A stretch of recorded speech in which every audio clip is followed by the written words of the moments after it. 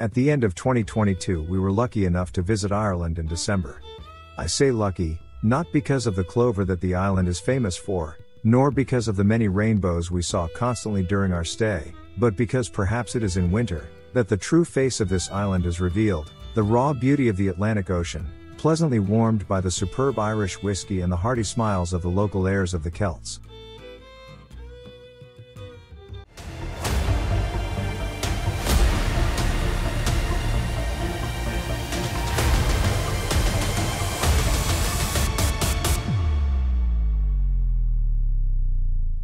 The first thing that the traveler in Ireland encounters is of course the reverse wheel.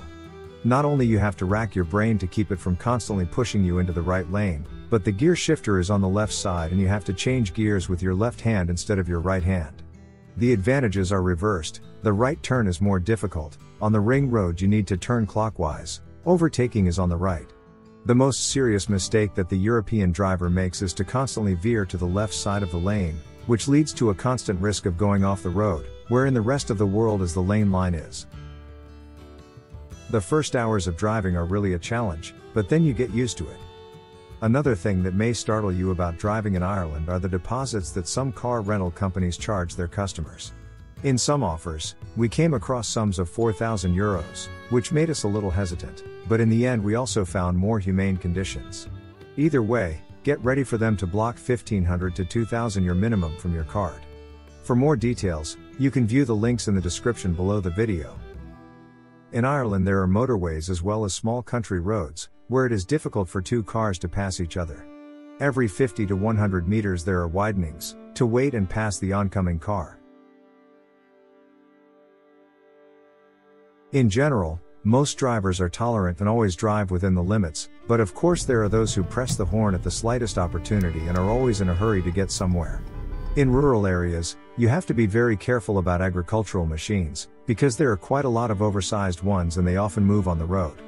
In addition, many of the roadside houses have alleys that open onto the main street and have minimal visibility. Cyclists and pedestrians are rather an exception, as well as you will never see farm animals on the road. A very typical sight are the roadside trees, densely overgrown with climbing plants, which, especially at dusk, give a very gothic atmosphere to the whole island. You can also enjoy the typical hedges that sometimes form a solid wall around the road.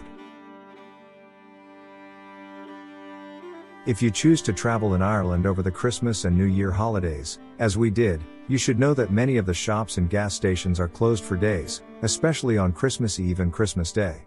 If you haven't stocked up on food and filled your tank to the top, there's a real chance you'll find yourself in an unpleasant situation traveling around the island.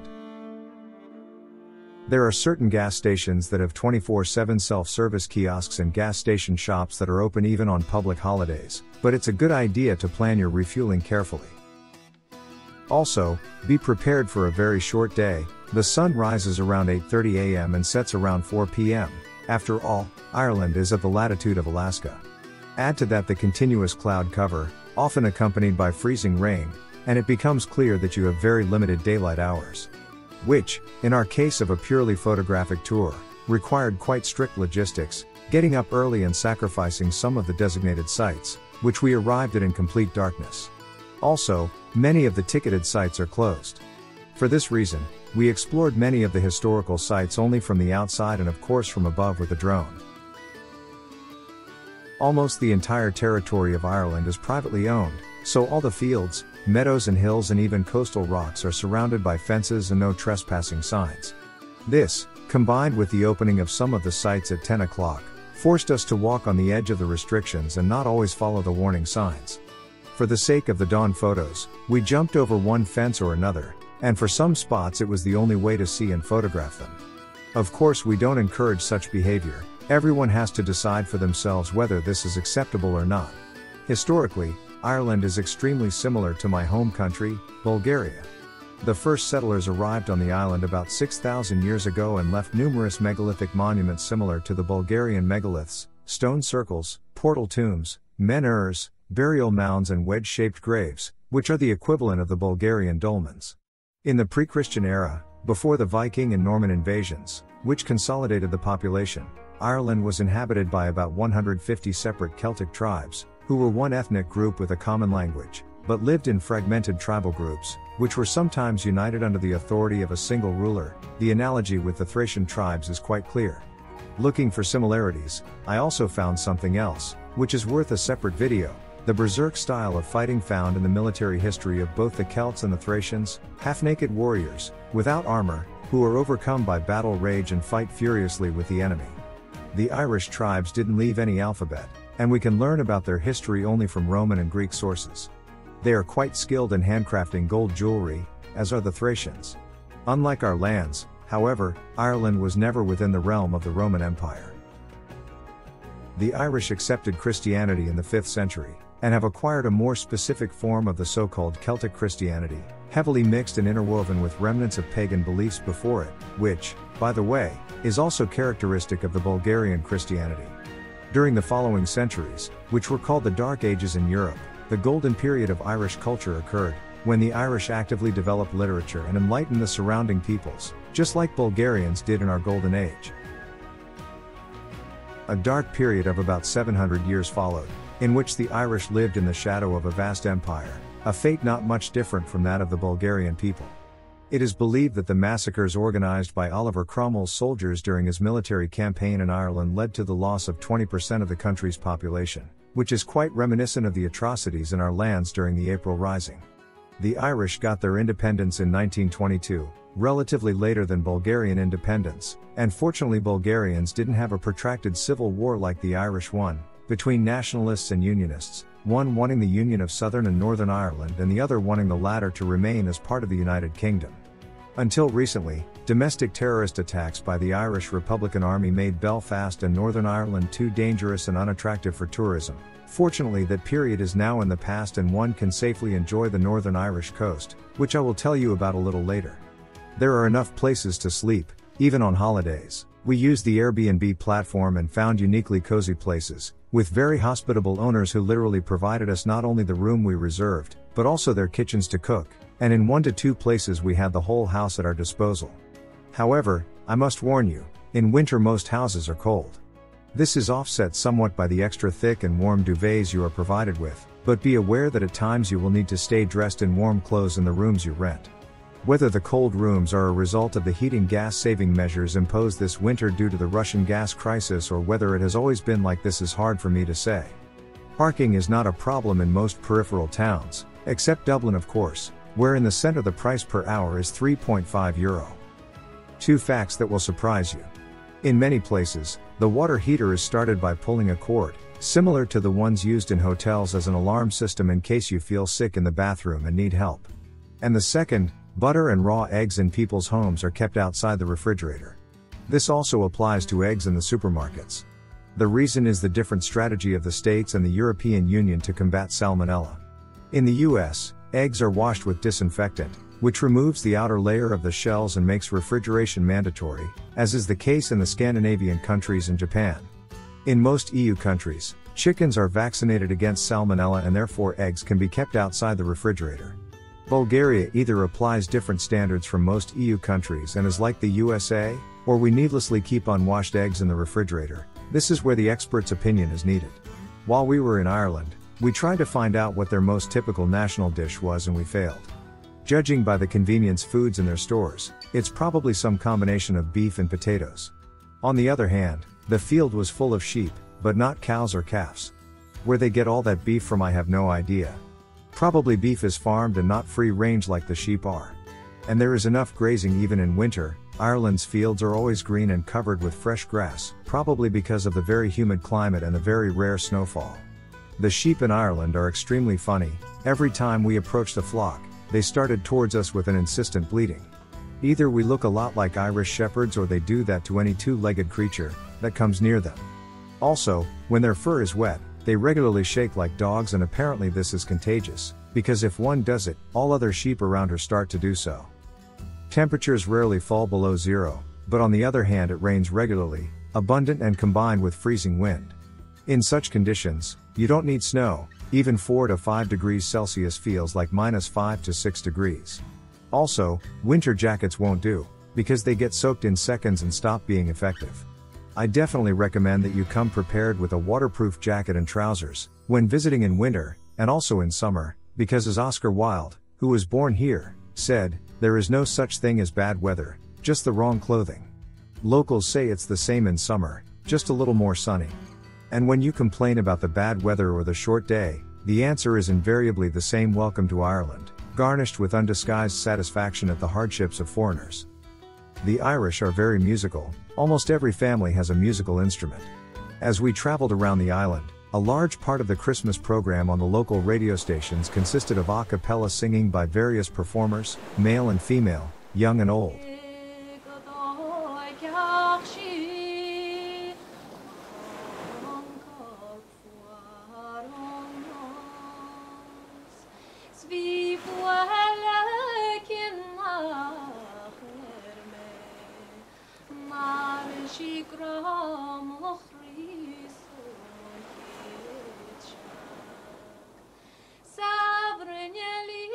Another reason worth listening to radio in Ireland is the opportunity to hear Irish in the original. Don't expect to understand anything. It has nothing to do with English.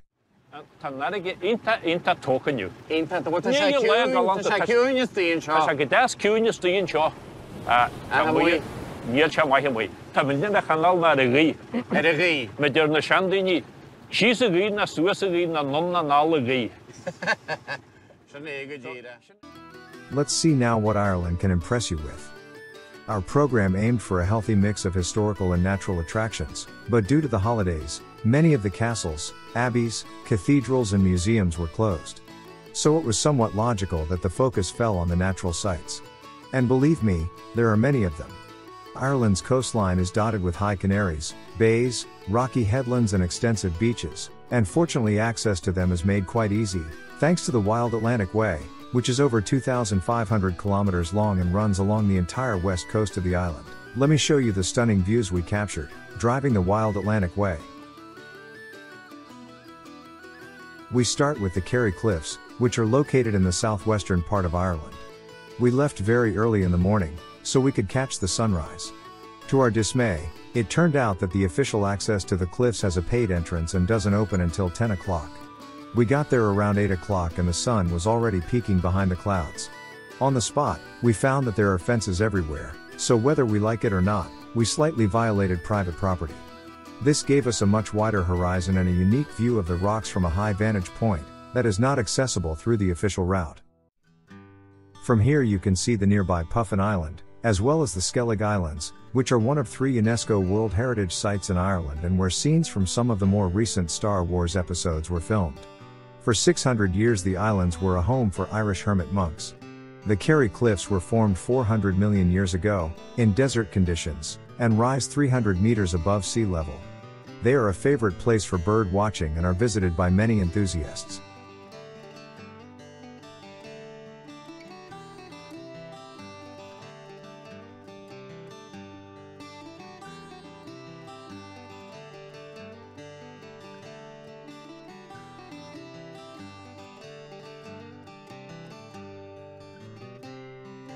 A fairly serious storm passed us very close by, but still managed to get us wet, then rewarded us with a rainbow over the sea and a play of light over the rocks and the surrounding land.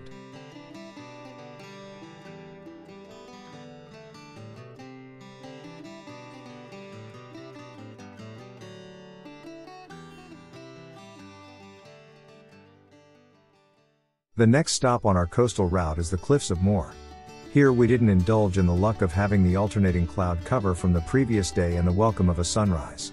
We were dealing with harsh, foggy Irish weather, lots of wind, mud and overcast skies. But one must also see this face of the Atlantic, to fully appreciate it. The name of the rocks comes from the Gaelic word for a ruined fortification motor, because there was one here and it was razed to the ground during the Napoleonic Wars. The cliffs stretch 8 kilometers along the coastline and are 214 meters high. To me they look taller than the Kerry Cliffs, but perhaps the harsh weather is seriously skewing perceptions. As a result of the destructive action of the waves, numerous sea caves and single canaries have been formed in the sea. One of them, called Brannown Moor, is 65 meters high, which is the equivalent of a 20-story building. And it looks pretty small from here, doesn't it? During the breeding season, Around 30,000 pairs of seabirds of over 20 species congregate on these rocks, including puffins, which I had no idea existed in Ireland. Unfortunately, we didn't get to see any during our stay. Opposite the cliffs of Moher are the Aran Islands, which are visible from here, but not in such rainy and foggy weather. If you have the opportunity, it is worth visiting them, especially for the so-called wormhole, which is a natural formation, but looks very much like something made by humans. The winds at Moher are so strong that they cause some of the water at some of the waterfalls to appear as if it is flowing up instead of down. On the way back from the cliffs, we are lucky enough to meet a talkative local, who directs us to the Burren area. An extremely beautiful place, covering 530 square kilometers, not very popular with tourists, but offering unique views.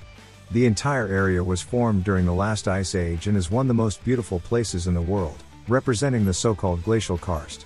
The rocks are perforated like Swiss cheese, and beneath the surface lie kilometers of cave tunnels. Seen from above, the limestone looks like cobblestones, and that's how they are called, limestone pavement. Strangely enough, this harsh landscape is home to 70% of all types of flowers found in Ireland, including rare species, found only here. For objective reasons, we cannot show them to you at the moment, given that it is the end of December. The same goes for all kinds of Irish butterflies and bats. This is where they can be seen in the summer. The area abounds with birds of prey and small carnivore mammals, and the sea is home to dolphins, seals and the basking shark, which reaches up to 9 meters in length and, luckily for local surfers, feeds on plankton.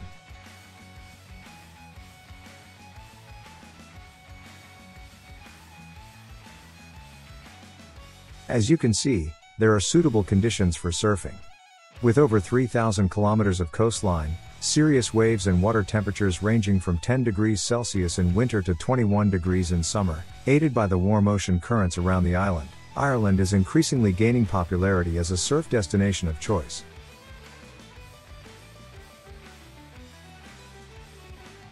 I'll leave it to you to enjoy the stunning aerial views and extremely rough seas.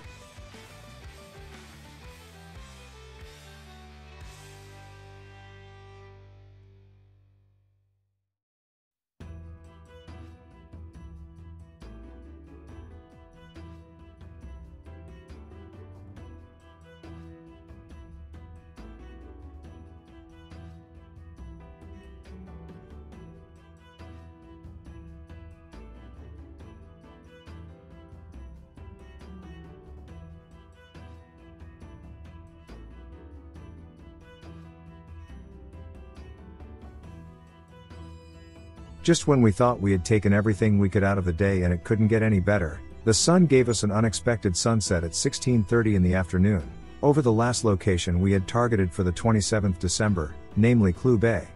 Speckled with an entire archipelago of miniature islands and peninsulas, it actually represents numerous submerged drumlins, egg-shaped hills of glacial origin. The best way to admire their beauty is from the air, and the fact that I photographed them with the drone right at sunset contributed significantly to the spectacular photos. According to some rumors, there are 365 islands, one for each day of the year, but in practice they are much less. 141 of them have been officially named. Among them is the private island, once purchased by John Lennon. Grace O'Malley, known as the Pirate Queen, ran her own fleet and owned several castles in this bay, in the Middle Ages.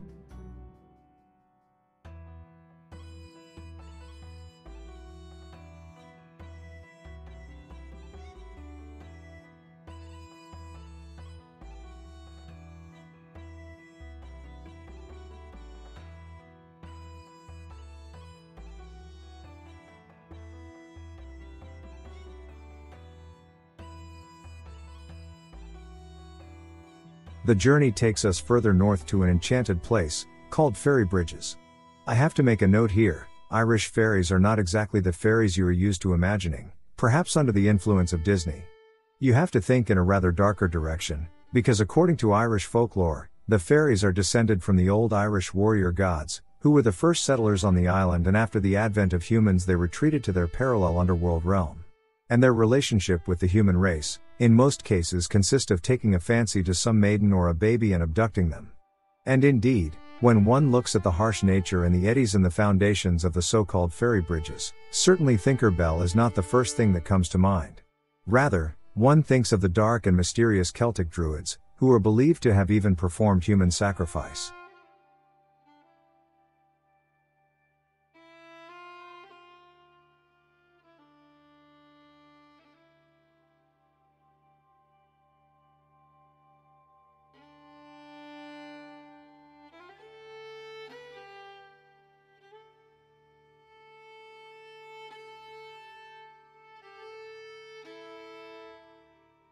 A little above the stone bridges is the so-called Chair of Wishes. According to legend, if one approached very carefully so as not to disturb the forces ruling the area, then slowly sat down in the chair, contemplated the surrounding sights, and imagined all the heroes and heroines of the past who might have sat in that chair, then wishes for something, but keeps it to herself and taps the chair twice, as she gets up from it, there is a good chance that her wish will come true. This is the sight that unfolds before the supplicant, sitting in the chair. The view is truly majestic, especially the beach stretching for miles, with slowly growing waves. Apparently the surfers are of the same opinion, because we just saw one, looking for a comfortable place to dive with his board in the huge waves.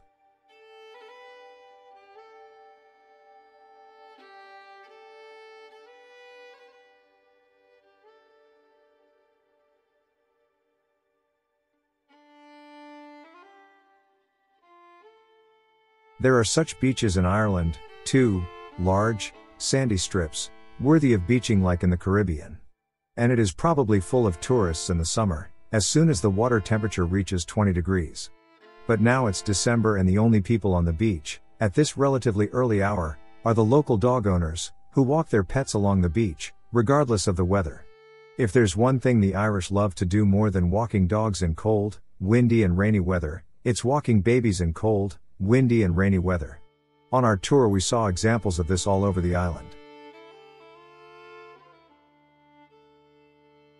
We continue up the coast and we arrive in Northern Ireland. Shortly before the northernmost point of our journey, we stop to see one of the most famous sights on the entire Irish coast, the Giant's Causeway. We're close to Belfast and Dublin, and here we're already coming head-on with herds of busloads of tourists. Suzanne Dury, who recreated this nature's creation in her watercolor landscapes in 1739, is partly to blame for this, and her paintings actually won her the first prize, ever awarded by the Royal Society of Dublin. Afterwards her paintings were reproduced as engravings. The Giant's Causeway is about 40,000 juxtaposed basalt columns, created from the solidified lava of an ancient volcanic eruption, 60 million years ago. As the volcanic lava cools, it shrinks and cracks, like dried mud. These cracks descend in depth and form column-like structures. Most of the columns are hexagonal, although there are also 4, 5, 7 and 8 angled ones. The tallest column rises 12 meters. The site was included in the UNESCO World Heritage List in 1986. It is visited annually by about 1 million tourists. It was quite difficult for us to take pictures, given the huge amount of eager individuals to take a selfie, whenever possible on top of one of the columns and the continuous influx of new groups. Even bad weather and huge waves could not cool down the most ardent. At one point there was a real ice storm and the columns became super slippery, only then they were cleared of the crowds for a few minutes, but it was impossible to photograph at this very moment, because the precipitation was quite intense, abundantly garnished with strong wind and huge waves. It's good that there were representatives of the National Trust for the Preservation of Historic and Natural Landmarks of Great Britain on the spot, who made sure that there were no overly brave tourists, who could drown in their heroic attempts to make another hit on Instagram. To my great regret, their electric car had an explicit sign saying no drones allowed, so I wasn't able to take the shots from the air, but in the described weather conditions, even without the drone ban, I probably wouldn't have dared to fly.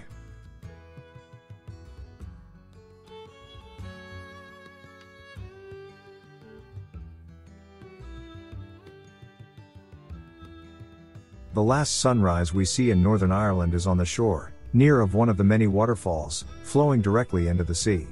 This one is neither high, nor marked as any particular landmark on the map, but the rapids gilded by the first rays of the sun against the background of the stormy sea and the sea panorama, as far as Scotland, make the place quite special.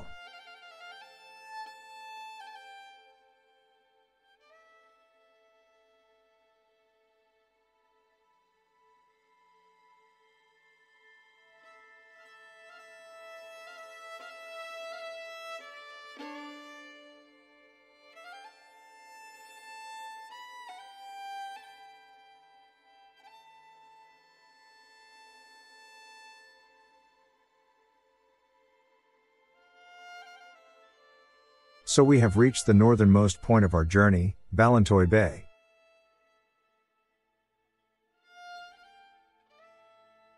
If you travel along the Irish coast, especially in winter, be prepared. The island can sneak deep into your soul and settle in some corner, where it will remain forever.